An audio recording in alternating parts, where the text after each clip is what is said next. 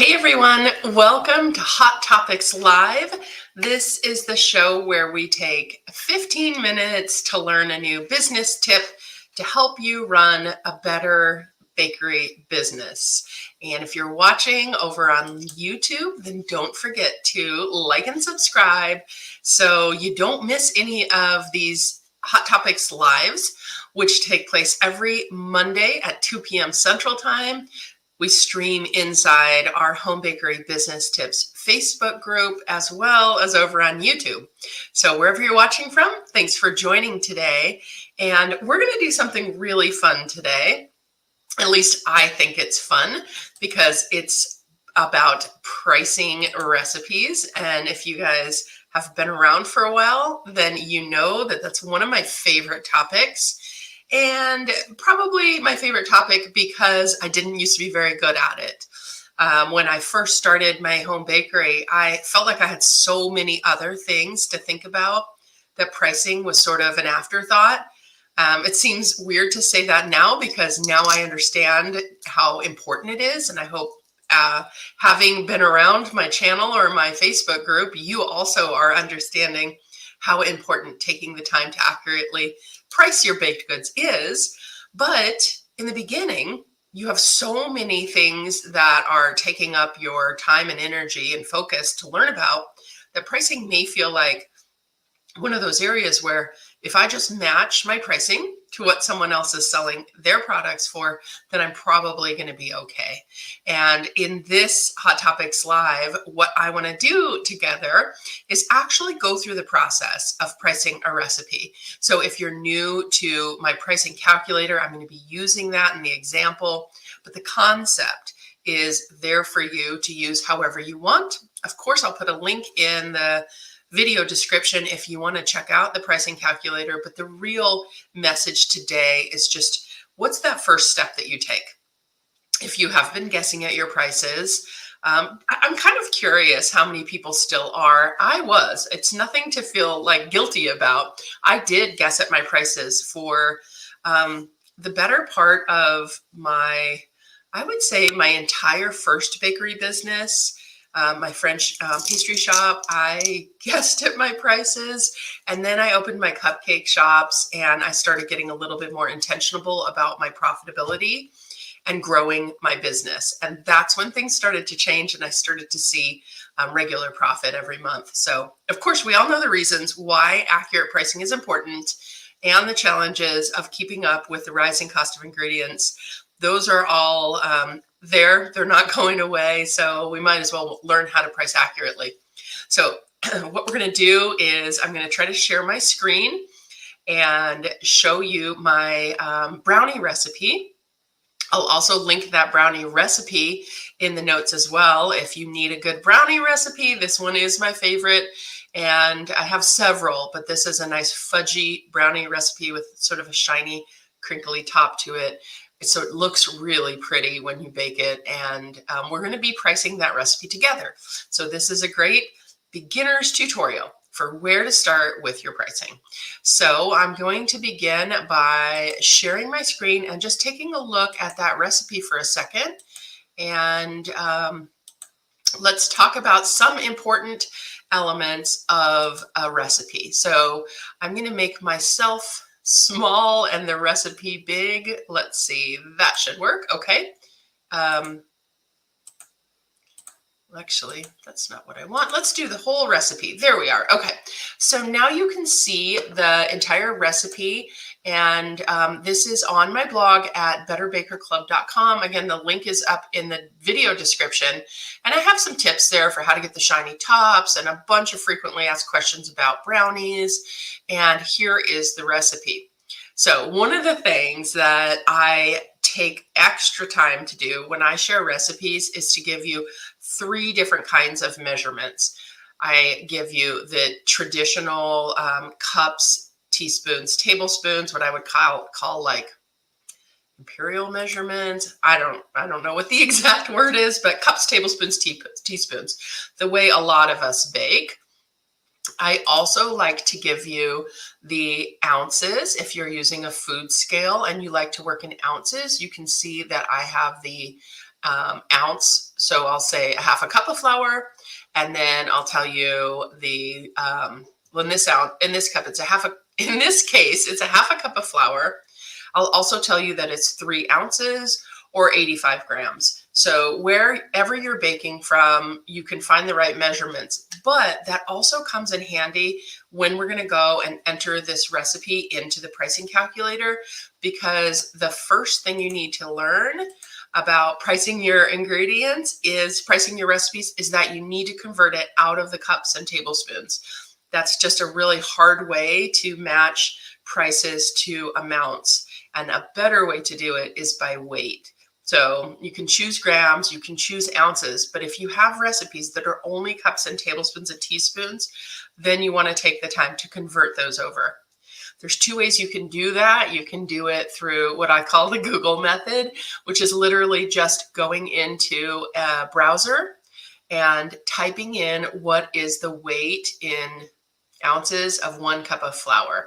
And there you're going to find lots of different databases of ingredients, so you can go ahead and find one that matches your search. Is it as accurate? Maybe not quite for the baking element. You might be off by a gram or 2, but for the costing side of things, it's going to be close enough for you to understand how much your ingredients cost. So you can Google it, or you can buy a food scale. They're really inexpensive on Amazon. I have a $10 scale. I like the cheap ones because I break them all the time and they're easier to replace when they're cheap. So you can buy a cheap scale, and then when you go to prepare your recipe, you're going to measure your ingredients like you always do with your cups, tablespoons, and teaspoons, and then you'll just put that measured amount on your food scale with a container to hold it that's tared out so that the container doesn't add any weight. You'll dump your measured ingredient into the container, and that's how much your flour weighs. And then you'll just do that for every ingredient in your recipe. So before you even can begin costing, you need to be working with a recipe that has the weights translated over. And if you take recipes off my website, then I always give those recipes broken down for you, so you don't have to do that step. All right, so that's the recipe we're going to be using. And then I'm also going to be using the perfect pricing calculator, which I'm going to share on the screen right now as we work through this recipe together. So this is a brownie recipe. We're going to start from a blank page, and these are the essential steps to beginning to understand how much to sell your brownies for. So the first thing I'm going to do is title my recipe, and I'm going to say these are for brownies. The next thing I need to know is how many it makes. If we want to assign a price to it, we need to know how many we're going to be serving. So in the recipe that's in the example that I'm using, it makes 9 servings. It's a smaller recipe size, but that's how many it makes, and that's what I'm going to sell them as. I'm going to sell them as individuals. So I'm going to put 9 in my yield. Now is the fun part, where the pricing calculator is going to be matching the ingredient to a price. Now I'll tell you that I've already gone in and entered all of my inventory here in my pricing calculator. This is the step that takes a little while. You have to list each thing that you buy. You can, excuse me, you can see I entered eggs. I buy them by 12. I pay $2.99, and my source is Aldi. Now I've taken the time outside of this video to go ahead and set that up. So when I go to price my recipe, it already knows the prices that I pay for my ingredients. So your ingredient costs are going to be different. That's why you have to set up your own inventory list. Or if you're not using the perfect pricing calculator, then you can make a spreadsheet with the costs of what you're paying and update it every time you shop. So we're going to go ahead and get started entering this recipe. And the first ingredient in my brownies is butter. So I'm going to go ahead in this ingredients in units and type in butter, and then it auto fills for me because I've already entered that in. And I'm going to say there's 4 ounces. Now I enter my information in the pink cells, I get my answers in the blue cells, and I'm just going to keep entering those ingredients from my recipe. The next thing I use is chocolate chips. And you can see I just type in a few letters there and it knows what I'm talking about. And then I'm entering the amount I'm using in my recipe. Next, I've got eggs in this recipe. And I use 2 eggs, whole eggs, plus a yolk. So for costing purposes, that's the same as 3 eggs because I'm probably not going to be doing anything with that extra egg white.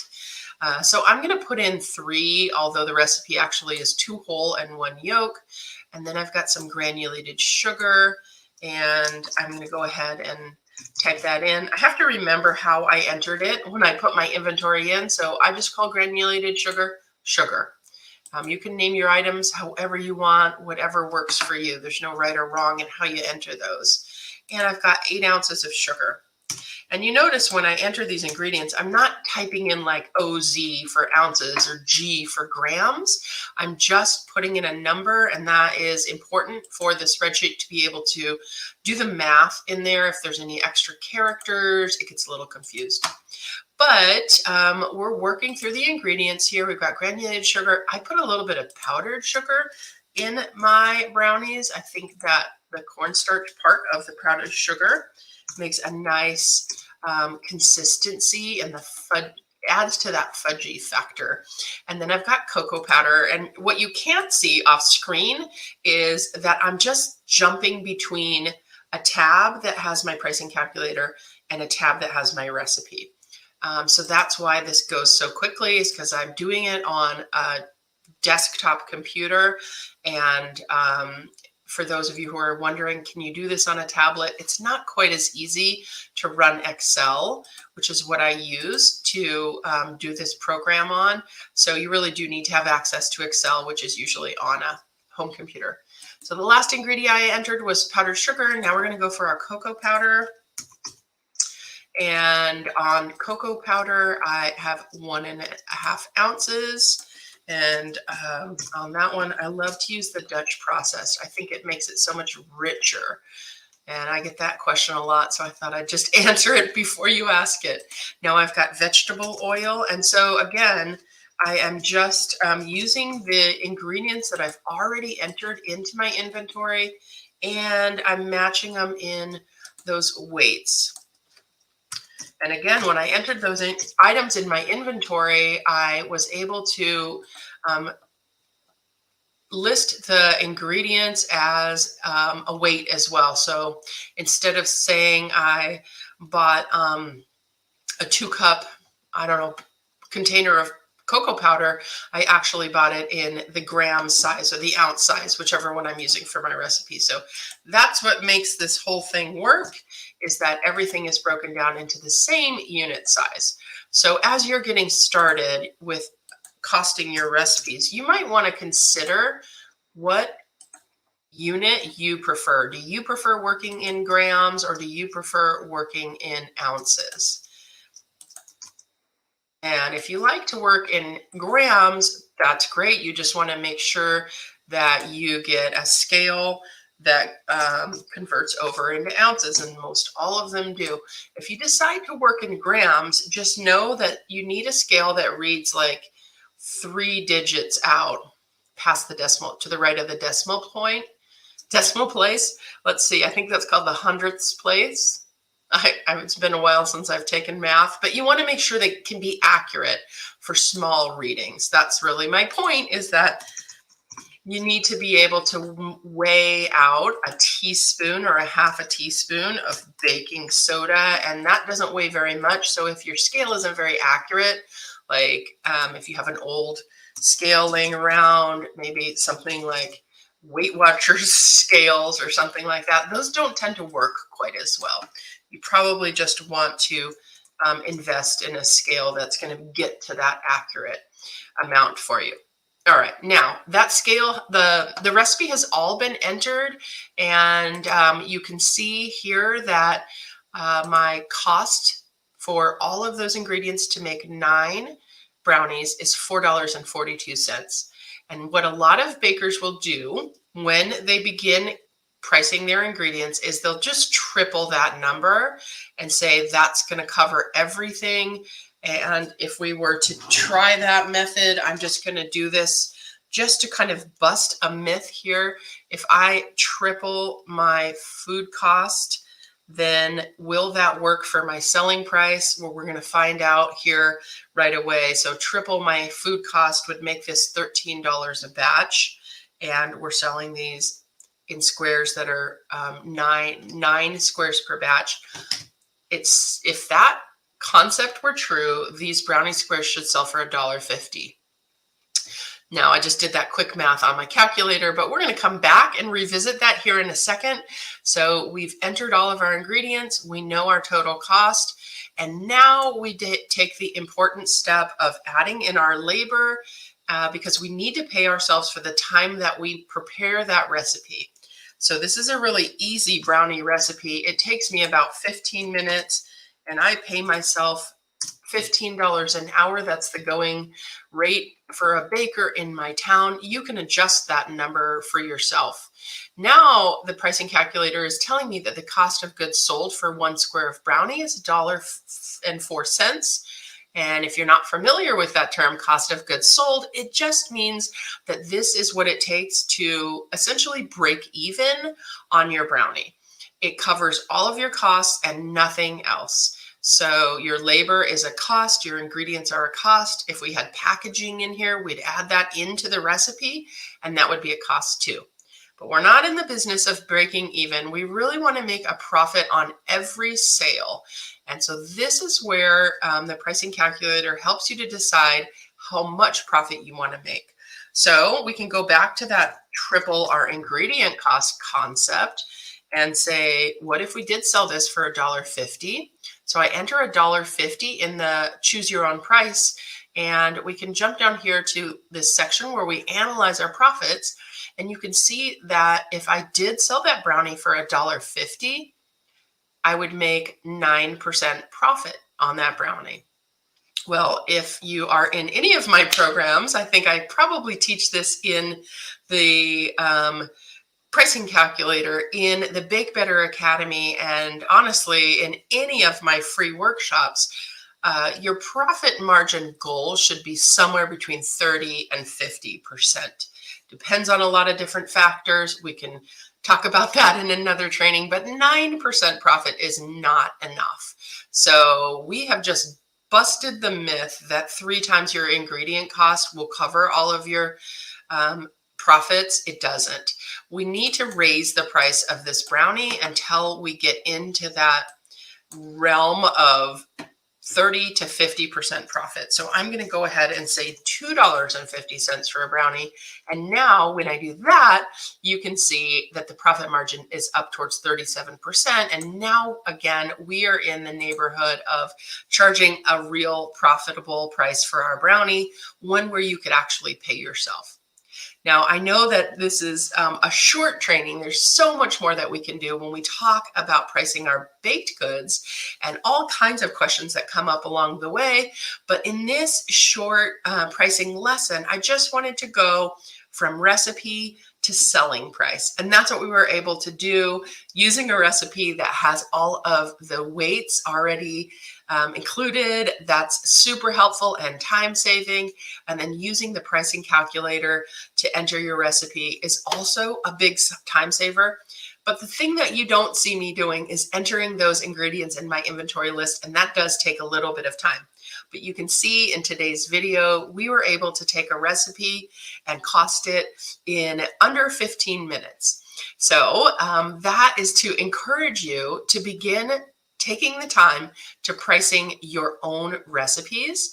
You can start pricing the recipe that you sell the most of, and then work your way through your menu and price whatever else it is that you sell that you're not sure of your sales price. Thank you so much for joining today on Hot Topics Live. I'm going to wrap it up because I've gone just a little bit over on time. But if you liked this video and you want to see more pricing videos like this, then let me know in the comments. And it helps if you want to leave what your biggest pricing question or sticking point is. And then I'll use those questions to go back and make more pricing training videos. All right, everyone. Thanks so much for watching. I'll see you same time next week.